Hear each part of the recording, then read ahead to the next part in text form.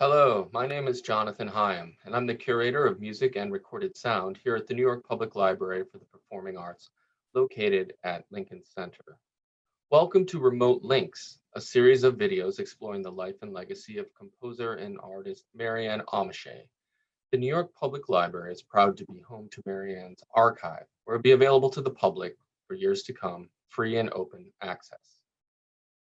I'd like to introduce you today to Remote Links as a series that will be hosted by Bill Dietz and Amy Cimini, editors of Maryanne Amacher's selected writings and interviews. I'm thankful to Bill and Amy, Blank Forms, the publisher, as well as the Cervalvis Foundation, whom we partnered with on this series. Thank you and enjoy. Hi, everyone, and welcome back to Remote Links. Our guest today is Arthur Jafa. At the forefront of thinking through how Blackness is rendered, imagined, and lived in society, artist, filmmaker, and theorist Arthur Jafa draws from a substantial film and still image archive he has been assembling since the 1980s to make bold, visceral films and room-sized installations that lay bare anguish, outrage, power, history, cultural memory, rupture, pleasure, and repair. Placing one resonant cultural artifact, footage, whether newly shot or found, next to another through astute juxtaposition of images and ideas, coupled with lyrical syncopated editing, he renders both the beauty of a new harmonic and a searing critique. Renowned for his cinematography, a body of work that includes Julie Dash's seminal 1991 film, Daughters of the Dust, films by Spike Lee, Isaac Julien, and John Akomfra, and music videos for Solange Knowles and Jay-Z, Jafa creates work that approximates the radical power, beauty, and alienation of Black life in the West, while seeking to make visible or emancipate the power embedded in modes of African expression. Thank you, Amy. There's not so much I could add to that, but anecdotally, I just wanted to say or recount that when I realized a few years ago that Maryanne and Arthur Jafa not only knew each other, but appreciated each other, it sort of hit me like a lightning bolt. Amy and I know so many former Bard MFA students who studied with Amacher and who also had the privilege of working with Mr. Jafa, Willie Sullender, for instance. But somehow it hadn't gotten through to me, it hadn't gotten through to my head until viewing Mr. Jafa's Apex in Berlin in 2018, in which an image of Amacher flashes across the screen, that I put sort of two and two together and basically fell out of my chair. There's something mind-bogglingly powerful and beautiful about the encounter between these two amazing artists. And as such, I'm all the more excited and grateful that Arthur Jafa can join us here today. Okay, that was a crazy introduction. Hard to follow, I guess. But yeah, I mean, the thing is, I just start to say, before I read I had three things actually. I think maybe I'll use two of them passages. I think I was saying that I was a great connoisseur of Maryanne's writing, which was really hard to locate. I think I taught at the Bard MFA program for maybe 10 years, maybe it's on and off 10 years. I got invited by Peggy Awish to come up as a visiting artist one summer and really enjoyed it. And they asked me if I would come back as one of the instructors or teachers or lecturers. And I sort of did it up until I got like kind of crazy busy, but but meeting Maryanne was definitely one of the more sort of incredible sort of encounters I had there. I actually was sort of familiar with her work, mostly because I had cut out a picture. I think this might be the picture that's in Apex, a picture of her in front of a keyboard or something with her hair hanging down that was in the Village Voice. I think I cut it out when I was in high school, actually. It was just a really incredible image of her, still probably my favorite image of her, black and white photo. I think it was from a performance at the Kitchen. And I remember reading it and the things that she was saying. And then this is like, of course, pre-internet and stuff. So it was very hard to track stuff down. I found myself in the summer of 82, maybe it was 82. Yeah, in Los Angeles, working with Charles Burnett on his second feature film. I was still in school. And as a consequence, because Charles had a relationship with UCLA, I found myself up at UCLA in their research. You know, they got me a library card and stuff. And I think it was like jackpot. I just hit found all these things. I was able to track these different things back, down. But she was a bit of a mythic sort of creature for me, honestly. I didn't ever really think I would kind of meet her. I wasn't aware that she was teaching at Bard. Anybody knows Maryanne at Bard, she was like super striking because my memory of her is she would always wear these ski suits in the summer. It could be like 100 degrees and she'd have these full length, like quilted ski suits on and, with her hair. So she was quite a striking figure. Before I even knew who she was, I think the first time I was like, who in the hell is that? You know what I mean? Me and Maryanne, I know I'm doing this a little bit backwards because I'm talking before I actually read something, but me and Maryanne, I think the moment at which we sort of, I felt like I connected with her. I was showing some stuff up at Bard and she sat on the front row and I remember like she was just scribbling like furiously the whole time, and she was rocking like this. And then afterwards she came over to me, she gave me this page, which unfortunately I have lost.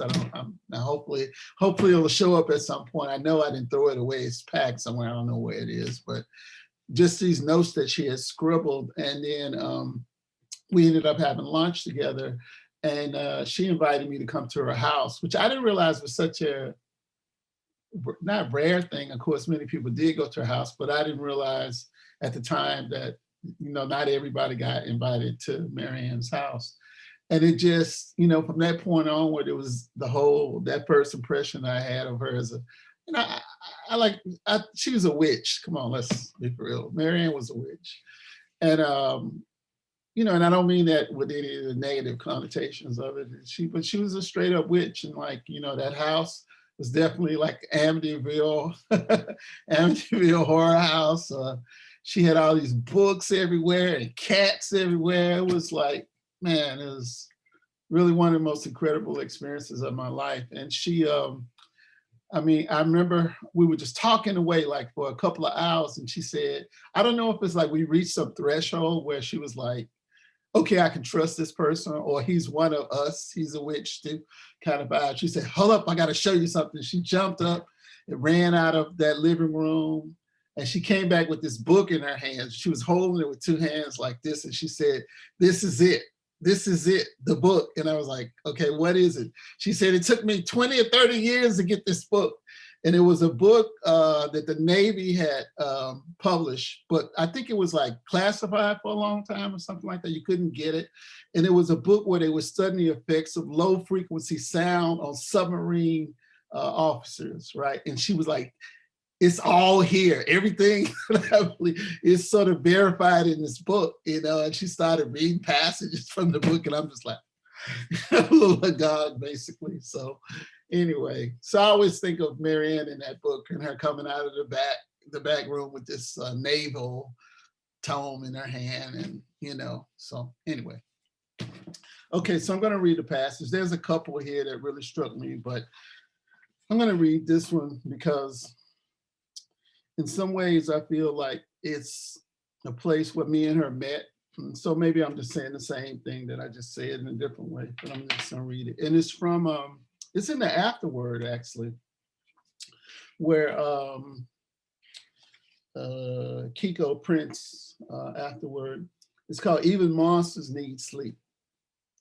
And I'm gonna share with you guys this picture. I think in some ways, outside of maybe Love is a Message, like of all the work I've done, the work that's probably been seen the most is a self-portrait of mine, and it's called Monster. And I always think of sometimes Maryanne, in relationship to it. But okay, this is just from part 4, Monsters and Visions. Maryanne came to my Cambridge house many times, but she never came up to my apartment. I went to see Maryanne in Kingston only a few times, but we talked on the phone so much nearly every day for so many hours. One day when we'd spoken until dawn, when the sky was getting a little light, I said, Maryanne, it's getting light outside now. And then she said, oh, even monsters need to sleep. I used to call great people monsters, people like Tyra or No Kimura, who did really remarkable work such as the, I know I'm gonna mispronounce this, the Itsukashima Shrine. He is one of the greatest artists, and he was a monster in the scale of his life. Or for instance, Hideo Yoshi, who really did unbelievable city planning and development of waterways. I call them monsters because they did good and bad all together. So we used to call ourselves monsters, Maryanne and I. That's why she said, oh, we're monsters.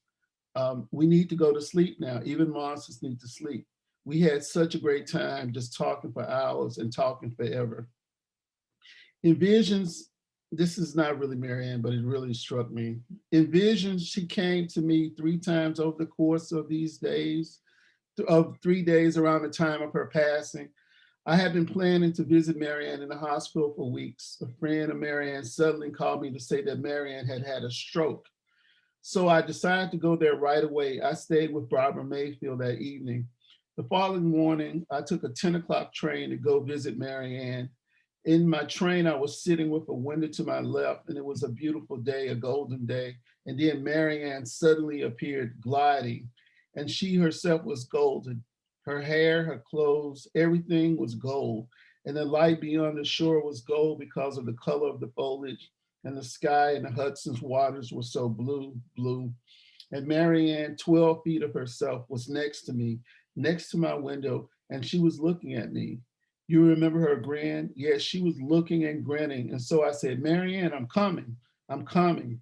I've got the picture of the Phoenicians. I've got the poems of the Empress Kogo. Wait there, I'm coming, I'm coming. And then at the hospital, I couldn't see her. They refused to let me see her because she was moved to a different facility. So I went back to the city the following morning, and she appeared again. And I knew that she was telling me that she wanted to see the Impact Project through. That was around 5 o'clock in the morning. Then on October the 24th, 2009 in the morning, around 5 o'clock, she appeared to me again. She appeared this time blue, gray, green, and an amoeba-like blob, as an amoeba-like blob, with 3 lines on her face, straight lines on it, not eyes or mouth. And I knew the lines were her eyes and her mouth, and I just didn't know what they meant. I wondered why she appeared to me that way. I went back home, and every day I would wonder what that was. And then about 10 days after, I suddenly understood those 3 lines. She refused, she defied her death. So I was struck by that, mostly because the summer that when Maryanne died, I think it was, I didn't come that summer. So it was like really the first year I kind of had missed her. And then I heard that she'd had a stroke, and I mean, it was just impossible. I was living in LA at the time. I had just moved to LA. So I didn't even know, and I didn't have Maryanne's number. I don't know if I ever talked to Maryanne on the phone, come to think of it. We had phone conversations, but I didn't have Maryanne's number, so I don't know how that worked. Because I guess I would have tried to call her or something like that. I would just see her. I have a couple of postcards she sent me. Hope to see you this summer, real brief, nothing too deep. And, and I would always look her up, and I would always tell the students, I was like, whatever you do, book a session with Maryanne, because some of the students, they would see Maryanne, they wouldn't quite know what to make of her. And I used to just tell them, look, honestly, because she's going to book up, and when she books up, that's it, so really, take my advice, go talk to Maryanne, like I used to also tell students who weren't music students, like film students or painting students, talk to Maryanne, like take my word, go book her as soon as you can.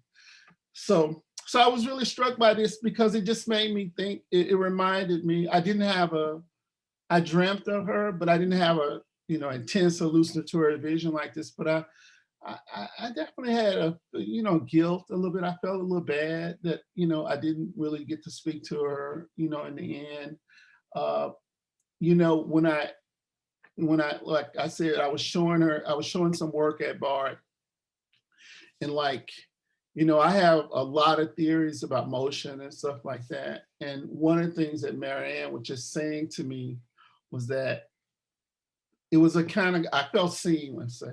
It was a kind of confirmation that these things, which I have been like preoccupied with, but to a certain degree, I mean, I certainly have very close friends who I've talked to these things about, but they were things that sort of, in a sense, existed outside. Like, even if you take the introduction to me and what my work is about, like, which, that's me, I recognize myself. I'm very preoccupied with the specificities of Black expressivity and stuff like that.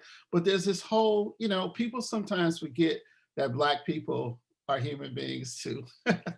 Like I said, sometimes I even have to remind myself, so even though I'm like very specifically interested in that, it's never been the limit of what I'm interested in the world. And in a sense, Maryanne, she, in a sense, particularly when she started talking about like, sub-frequency stuff and all this basic like neurological stuff, it seemed to me, it was like a perfect dovetail. And she really encouraged me to never get like, don't get stuck, just keep going, even if people don't understand it's part of what you're kind of obsessed with, like it's there for people to see. So now I just want to read one more passage. Can I, one more, is it all right? Okay. This is a little indulge me again. I mean, there's a lot of stuff I could have chose. I guess maybe more technical stuff, maybe even, and this is towards the beginning. And this is a letter that she wrote to her parents, which apparently she didn't send. And I don't know. I just, maybe I'm being attracted to the things that remind me of myself. I don't know. But again, like Maryanne, to me, that's probably only a handful of people in my life, like maybe no more than like maybe 3 or 4 people, who I met. Like my mentor, Haile Gerima, would be one person. Toni Morrison is another person, who like, in a sense, just the fact that they looked at you and called out your name and engaged you in a straight on conversation was a kind of verification for me that I was on the appropriate path, and that I wasn't like Henry Darger. Not Henry Darger is amazing, of course, but you know what I mean? I wasn't like a crazy person sitting in my room obsessing about stuff that didn't matter. But this thing is her basically trying to convince her parents that she's not going off the rails, or she's not, that she is very much her parents' child, even though she's, chosen her own path. I wish I had read this years ago, but I was really struck by it. It's the first thing I read, is because it's in the front of the book. And as I read through, I kept coming back to it. So I'm going to share it with you guys. Dear parents, so I have to thank Maryanne. First, thank you very much for your help. I shall repay you when I am home. I'm writing only a note now and will write more this weekend. I'm very sorry you so completely understood what I was trying to do with my life this year. Your first letter did hurt me very much. In June, when I knew my life would be hard for some months, I had to make certain sacrifices in order to realize myself and my future. I did not come home partially because at the time I was not as strong as I am now and really did not want to be misunderstood at that time and told I should use my great quote unquote intelligence. You are always saying, as you're always saying, to be someone's secretarial slave or live my life like a cousin of hers, Sandra or Ann Jane or someone else, making a salary and buying pretty clothes, cars, hi-fi sets, etc. I do want to make money someday, and I probably will, but not being someone's slave. For these reasons, I had to decide this year not to commit myself to any steady work, live with almost no money so I would be free to carry out my work. I have never done this, always in Philadelphia. I worked full-time, paid my university loans, and lived in apartments. The apartment in terms of city living was not extravagant. Only whores live in rooms in cities. The city is much too cold and barren to live in rooms which are mostly dirty, etc. I have never fully dedicated myself to what I must do as I have in the past months. In Philadelphia, I composed on the spot in 10 minutes with George Rochberg, the composer at Penn, discussed for 2 hours in a class as having the unfettered freedom of genius of Beethoven. Yet I could not begin to write on paper any of this music. It was only in Illinois that I discovered intellectually what I was doing. Stockhausen, the German composer, likewise told me to work very hard, how much I was needed, etc. I was always dead tired from doing stupid O'Connor's work to work as I might have. Hiller told people here of my genius. Now the following goes as far as making out. My hair is a, this is just funny to me. Now the following goes as far as my quote making out. My hair is a definitive advantage.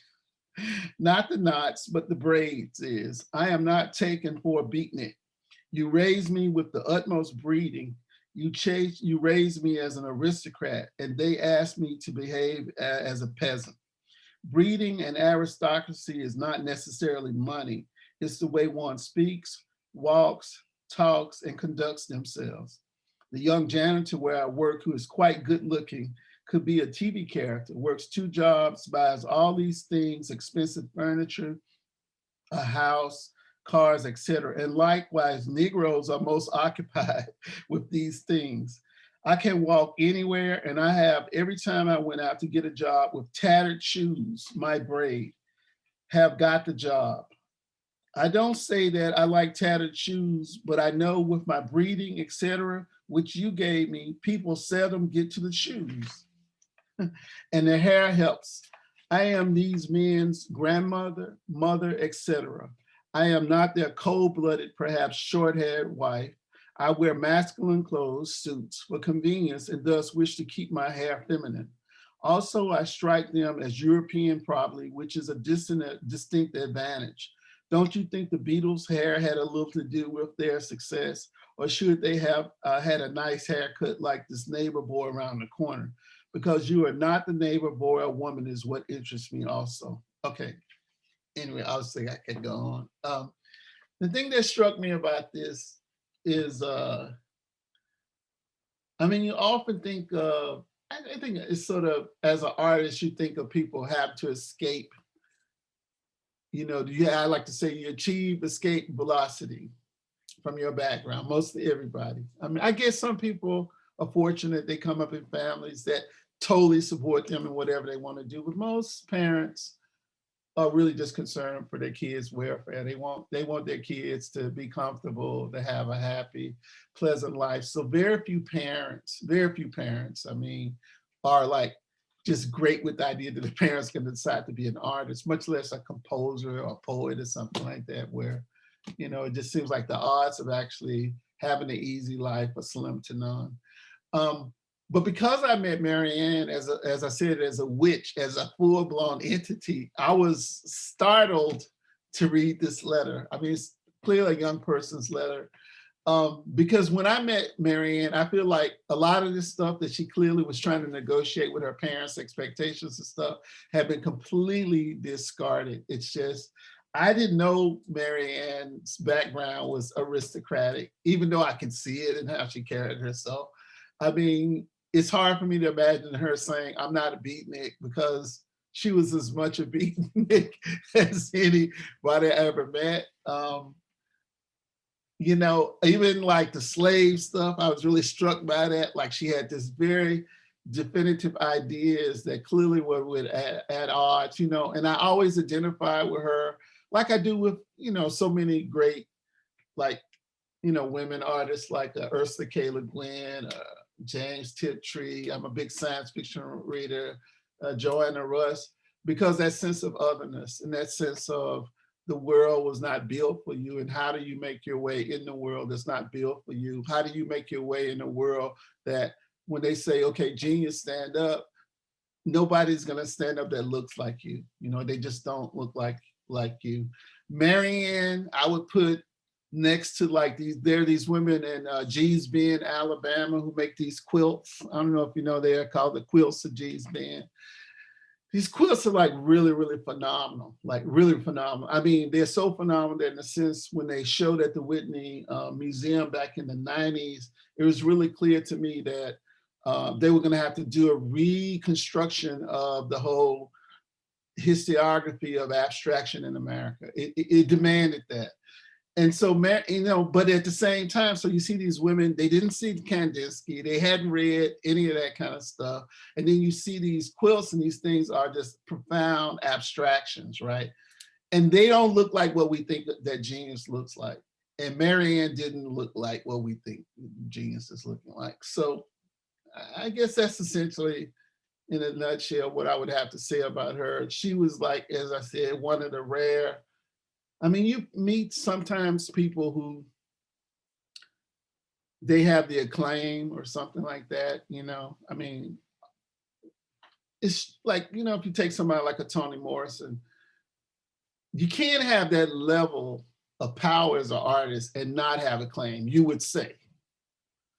But when you meet a person like Maryanne, and I guess this is why I always encourage people to talk to her, because I used to, you know, because I do think she was, you know, some kind of Beethoven or Bach or something like that. And I do think, you know, people are gonna look back, you know, in time, and she's gonna get her due, because the conversations I had with her, the things she played me on her near field speakers, is that right? Near field speakers. She had some crazy speakers. She said she had traded to somebody some $50,000 speakers. She was trying to tell me how she got them. And I remember standing in her room and her playing sound for me, and it felt like water was running out of my ears, which is like profound and bizarre at the same time. And to have her explain why I was doing and how she would stimulate my eardrums, produce sound and all this kind of stuff.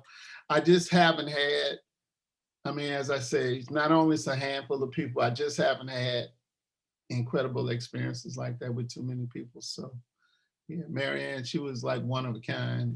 I feel very blessed to have met her when I did.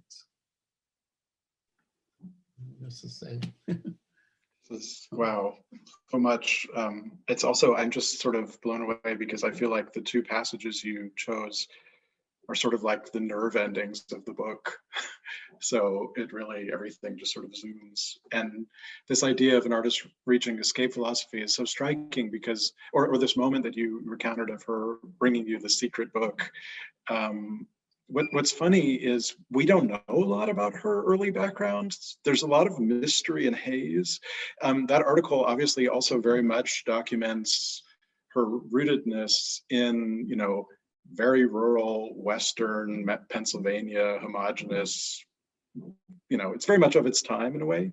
But as far as we can tell, it wasn't really an aristocratic family. Her mother didn't work. Her father worked on the railroad. I drove through that town a few years ago after she died, and it's just this tiny little place in the what they call the Pennsylvania wilds. So yeah, it's just sort of amazing to see how that all moved. Well, I think like, you know, some of the things that she was talking about the incongruity of having certain values and what you look like, I think is what she was kind of pointing out. So it's probably very similar to her, you know, her family. I'm sure if you looked at them on the surface, they wouldn't seem too aristocratic, but clearly they had raised her with some very specific ideas about how you carry yourself and these kinds of things. And I think in that letter, it's really fascinating to me, or I was really taken by it, because you can see her trying to reconcile like the path that she could see for herself. When she says, I probably will make money, that's for her parents, because she clearly doesn't care. She clearly doesn't care about making money at all, you know? And so, you know, Maryanne seemed, this is like strange to even say this out loud, she seemed vaguely asexual or something, even though she was a very beautiful, sexy, you know, had like charisma off the charts kind of thing. She just didn't, her thing just was so focused on what she was about. And it was really about sound. It wasn't even about records or anything like that. Most people think if you're a musician, you're about records or you're about instruments or something. It wasn't even like that. It was about the phenomena itself. Like she was preoccupied with how to produce it because that's the only way she could hear it. But it really was about the sound. It wasn't about turning it into a commodity. It wasn't about turning it into a thing. It was really about where the human nervous system's capacity interfaces with, sonic phenomena. And so it was, it was really remarkable to meet somebody who was so into her thing and who was just such a friendly, funny person too. She was not, off-putting or stuck up. She laughed a lot. She was loud and kind of brash, in my experience with her. It's just, she was like, I keep going back, she was a witch. She was a sorceress, for real. So, yeah. Well, I can't thank you enough. That was just really beautiful and moving. So yeah, just thank you. Thank you so much. Thank you guys for having me. I was really happy. Like when Leslie told me, oh, everyone reaching out for you about Maryanne. What is that about? Most time I was like, next. So I was really happy, that to participate. So awesome. Thanks so much. Okay, thank you guys. Thanks.